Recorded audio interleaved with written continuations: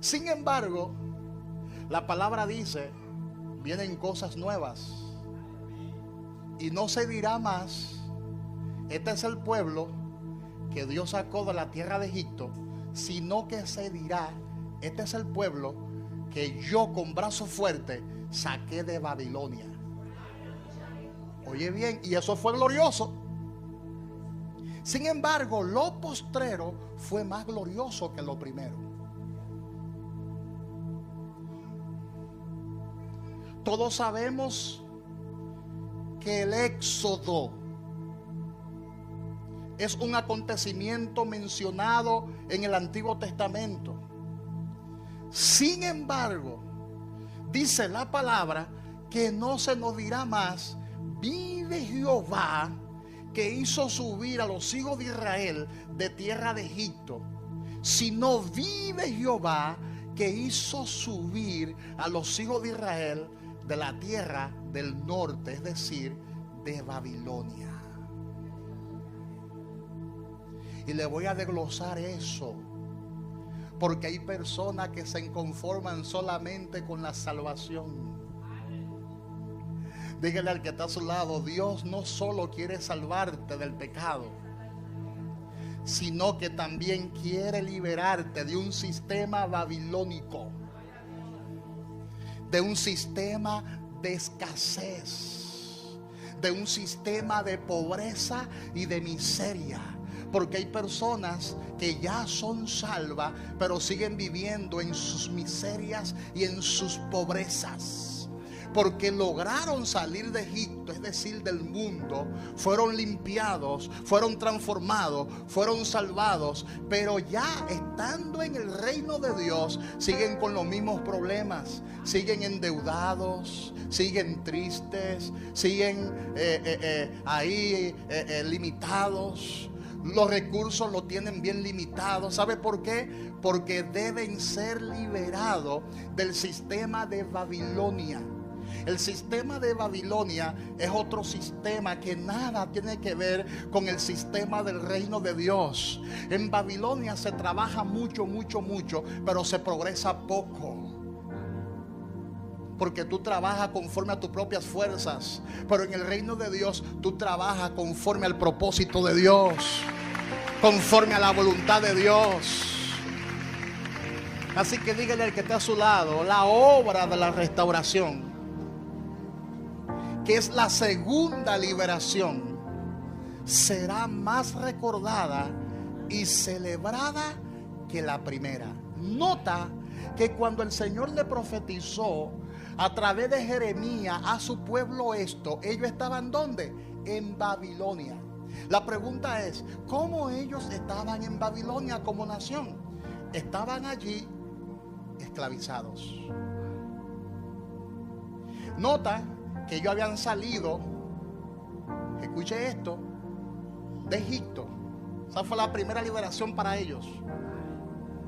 ¿Salieron de dónde? De Egipto. Duraron 40 años en el desierto. Llegaron a la tierra prometida. Oye el recorrido. Llegaron a la tierra prometida, la tierra que fluye leche y miel. Y cuando llegaron a la tierra prometida, Josué les repartió a ellos la tierra. Y cuando Josué les reparte a ellos la tierra, le dice: a partir de ahora ustedes no vivirán del maná, porque el maná va a cesar. Ahora, a partir de ahora, ustedes vivirán de lo que ustedes siembren. Porque hay gente que todo el tiempo quiere que Dios le dé maná, y Dios solamente da maná en el desierto. Dígale al que está a su lado, Dios solamente da maná en el desierto. Pero una vez Dios te saca del desierto, tú no tienes que estar dependiendo del maná. Porque Dios te entrega una tierra para que tú la siembres y la cultives. Pero ¿sabe qué pasó? Por eso la palabra de Dios habla de restauración y habla del Dios de la restauración. ¿Sabe qué pasó con el pueblo de Israel? Lo que ha pasado con muchos. Después que reciben la tierra, se olvidan de Jehová. Ay, ay, ay, ay, ay, ay. Hay gente que después que reciben la bendición, se olvidan de Dios, se olvidan del propósito de Dios. Después que el Señor le entrega riquezas, entonces se olvidan de Dios y comienzan a hacer lo que les da la gana. Y Dios entonces permite que llegue otro proceso. Y Dios entonces permite que lo pierdan todo. Hay gente en la iglesia que después de tener abundancia lo han perdido todo. Y creen como que fue el diablo. Y creen como que fue en los demonios. Fue Dios que lo permitió. ¿Sabe por qué? Porque la palabra mismo habla que Él da la llaga y también da la cura. Hay cosas en tu vida que Dios la permite para alinearte a su voluntad y a su propósito. Y hasta que tú no entiendas, Él seguirá tratando contigo. El pueblo de Israel, después de recibir la tierra prometida, se desvió del propósito, se desvió del plan y comenzó a adorar a otros dioses. ¿Y sabe qué Dios hizo? Dios permitió que ellos lo perdieran todo, incluyendo Dios permitió que naciones enemigas invadan su tierra, la tierra que Jehová le había entregado a orilla del Mediterráneo. Ellos la perdieron todo. Perdieron el templo de la adoración. El templo fue destruido. Ese templo gigantesco que edificó Salomón fue destruido. La casa de Dios fue saqueada. Los utensilios que estaban en la casa de Dios, los utensilios sagrados, fueron todos robados. Ahí había oro en cantidad, fueron todos robados. Los hombres fueron tomados como esclavos. Las mujeres fueron violadas.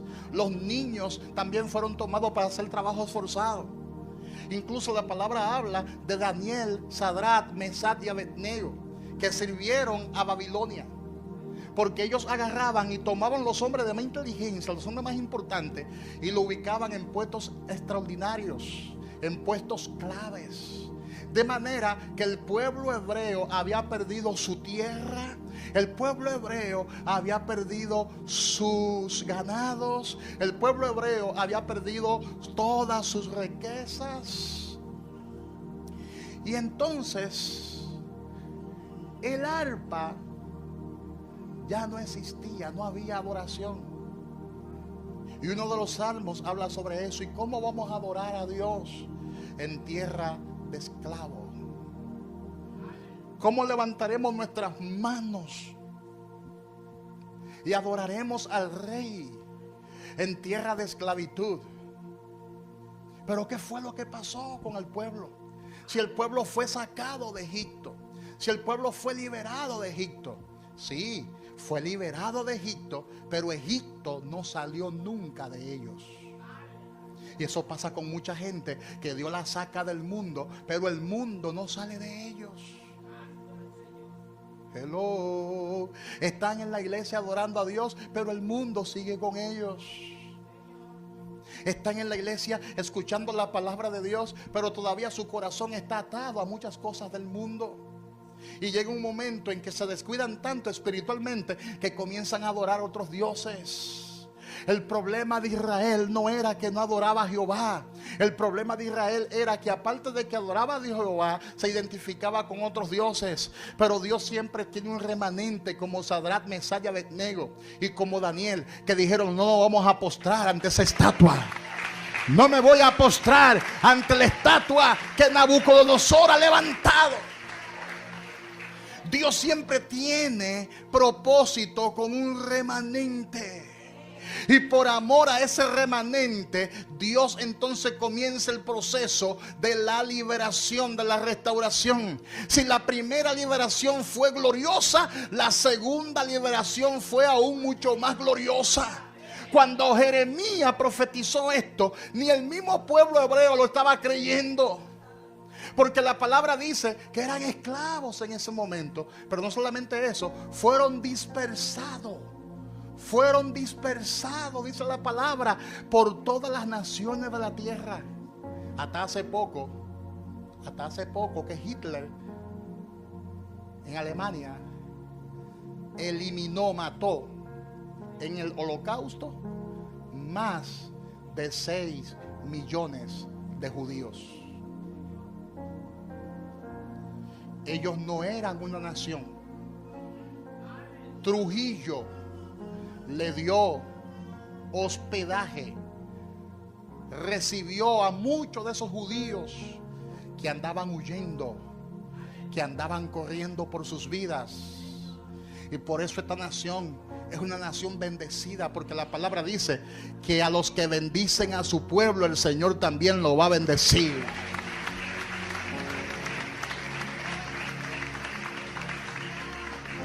Y escuche bien, después de tantos años, porque Jeremías profetizó esto antes de Cristo, después de tantos años, para aquellos que dicen, pero Dios me habló y mira cuántos años han pasado, no se ha cumplido lo que Él me ha dicho.